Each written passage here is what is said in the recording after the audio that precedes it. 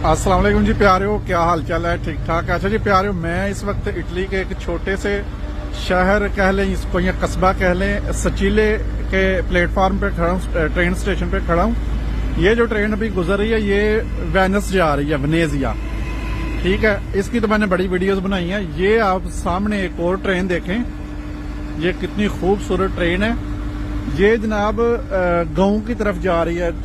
जो ये इसका आखिरी स्टॉप है मनियागो, और रास्ते में जितने भी इसके गाँव आएंगे, ये गाँव आएंगे सारे इधर ना, तो उधर ये स्टॉप करेगी।